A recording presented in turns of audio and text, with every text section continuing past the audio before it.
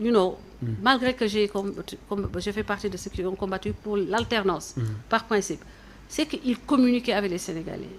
Tu avais une relation, c'est comme si tu avais une relation avec quelqu'un que tu connais. Tu vois, Macky Sall aussi, au début peut-être il n'était pas, mais après il s'est ouvert. Les Sénégalais veulent quelqu'un qui les écoute, quelqu'un qu'ils peuvent approcher, quelqu'un avec qui ils ont une sorte de, tu vois, mu am benn flow, benn relation. Ils ont l'impression, ils peuvent te lire, mais Amadou Ba, tu peux pas le décrypter. Son visage, peut-être c'est ces années où il a occupé ces postes importants, mais son visage, tu ne peux lire aucune émotion. Et il est bon que nit ki leader ñuy gis émotion sa kanam, ñuy sentir, mais moom tu ne vois aucune émotion quoi. C'est comme Robocop. Genre booy seetaan film ay Robocop affaire yooyu noonu les trucs automatiques intelligence artificielle. François candidat jàmbur bi nga yàq. dama ko yàq. Non mais li ngay wax di. non li may wax mais li ma gis la non mais li ngay wax ni non mais. mais li ma gis laa wax yaa ngi yàq candidat jàmbur. astafurlah yàlla bu ma yàq candidat wu kenn. mais man xoolal gis nga li nga may wax nii xam nga neexuma man j'aime pas faire mal. mais xam nga c'est ça mon défaut c'est de dire ce que je pense. Et c'est mais est-ce que jéem nga yaa ngi naan xamuloo ko mais est-ce que jéem nga dox jëm ci moom est-ce que jéem nga ko seeti est-ce que jéem nga koo xam. man du ma politique donc du ma dem man. wax non mais yaa ngi. man nee naa la man damay ànd ak nit parce que dama gis ni. yow yaa gën ci Sénégal su ma la analyser say fait say gestes ba mu wóor ma ni yow li ngay def moo gën pour le Sénégal damay ànd ak yow. di la xeexal ba nit ñi foog ni gisoo ku may xeexal ku ne ñu ne ma dañ lay wax ni dañ ko fay. yàlla xam na ni kenn mësuma fay. amoo demi-mesure quoi. voilà je suis comme ça damay joxe lépp damay jël sax samay moyens di la xeexal. jël sama temps sama lépp ba nga defee ni sax kii effectivement dañ ko fay mais je sais pas je ne peux pas te dire pourquoi mais Amadou Ba man.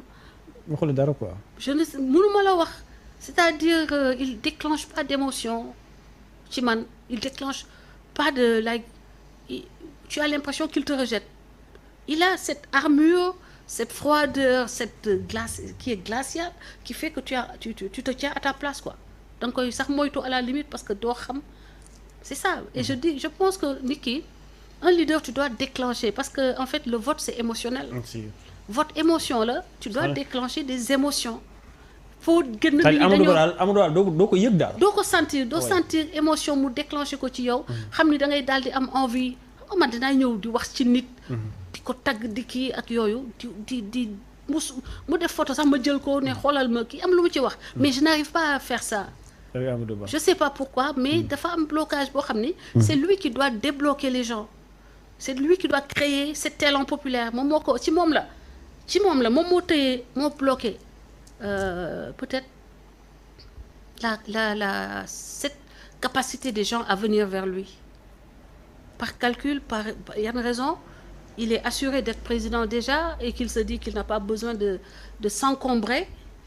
Peut-être que dafa am garantie ni dañ koy fal ba pare wala falu na ba pare qu'il n'a pas besoin de quelqu'un d'autre que des gens qui sont déjà autour de lui. Mais je pense qu'il se trompe. Parce que les Sénégalais yi ma gis il faut beaucoup plus. Il faut beaucoup plus que les diplômes. Il faut beaucoup plus que quelques journalistes et quelques, je sais pas, lobbies ou un groupe d'influence pour pouvoir les acquérir à sa cause. Parce qu'au-delà de l'élection, il y a après comment gérer le pays.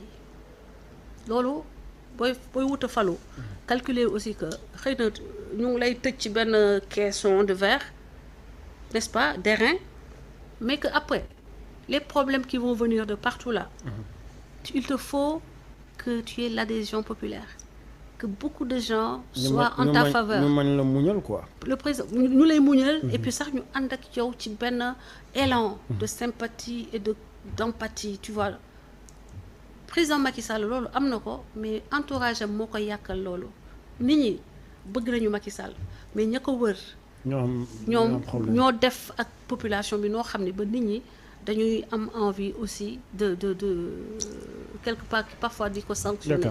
D'accord yow déclaré woon nga sa candidature mais après finalement comme ni nga ko waxee parrainage yi xaw a metti nga dellu ginnaaw mais après déggatuñ la peut-être nga ni damay jàppale diw wala damay jàppale kii après bi ñu xamee les 20 candidats après gisaatuñu la nga ni diw lay àndal. non lan moo tax te ñu bëri dañ la féetale woon ci Benno Bokk Yaakaar mais après gis nañ ni bon. non nga afoon après kenn déggul la ci dara lan moo xew. tu sais ba ma wàccee sur le terrain pour les parrainages j'étais désabusée un peu déçue. Déçue pas forcément dans le sens man sama bopp mais de ce que j'ai vu. ni nit ñi di jaayee seen carte d'identité jaay seen bopp quoi seen citoyenneté ce qu'ils ont de plus cher. ni ñu koy brader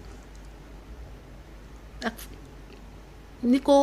ni politiciens yi di jëndee loo xam ne ñoom jël boobu xam nañu ni c'est violer les lois parce que ñuy jënd liste yooyu tooguñu signal leen le principe du parrainage mooy que nit ñi individuellement ñu ñëw signal la mais da nga gis maire bu am mbootaay jël li mu ramassé ci carte d'identité ñëw jaay ko benn politicien benn borom télécentre di jaay ku am groupement di jaay candidats yi ci boppam ils auraient dû se réunir avant la fin du processus de parrainage dañuy defee conférence de presse nii gis nga xam nga fi mu ne nii jàll nañu léegi def nañu conférence de presse pour défendre leurs intérêts mais moment boobu ba ma koy wax man kenn si ñoom xalaatul toog défendre les intérêts des populations dont les données à caractère privé sont sur la place publique à la portée des Chinois des Japonais des Russes ñu mën ci def Indiens yi Pakistanais yi ku et on sait ce que c'est ce business là mais kenn si ñoom xalaatul moment boobu lancer l'alerte j'ai lancé l'alerte c'est pour vous dire maak ñoom bokkuñu man Sénégal mooma je veux servir le Sénégal mais parce que li ñu jiital ñoom ce sont les honneurs le titre après les avantages anyway boo amee ba am benn kër ngay fanaan benn oto ngay war à quoi ça sert cette course à l'enrichissement et ba mu jaral la yenn saa nga mettre en danger la nation man yooyu moo tax ba ma toog jàpp sama njàmbur parce que damaa xam ne ñi taxaw ci opposition bi pour l'essentiel y en a pas c'est pas tout le monde pour l'essentiel ils ne sont pas intéressés par le Sénégal c'est des discours glauques gëmuñu la ñuy wax dañoo xiif pour l'essentiel ñenn ñi seen i intérêt la ñuy économique la ñuy ñëw pour préserver ñenn ñi pour finalement bokk ci ñiy voyager première classe wala di dem fu leen neex ci àdduna bi la preuve bu ñu falee fii Sénégal premier mois yi kenn du liggéey ministre yaa ngi daw seen logement de fonction voiture de fonction per job voyager gauche voyager droite il faut que prochaine équipe bii ñëw mu nekk au-dessus de cela na nekk président bu suur bu ànd ak ay nit ñoo xam ne dañoo suur parce que sinon premier mandat bi yëpp le président ne pourra pas travailler ce mandat sera le mandat où tous ces morts de faim là chacun va commencer à grossir da nga leen seetlu ku ci fal rek quelques mois nga commencer pata parce que c'est là qu'il commence à manger correctement c'est là qu'il commence à pas leen ma di ko wax de façon aussi terre à terre mais c'est ça la réalité je l'ai vu deux fois deux alternances on a marre de ça on veut des vrais serviteurs du Sénégal des gens qui viennent te nag bu fekkee dama nar a remplacer ñiy toog nii man ak des morts de faim une nouvelle vague ñu recommencer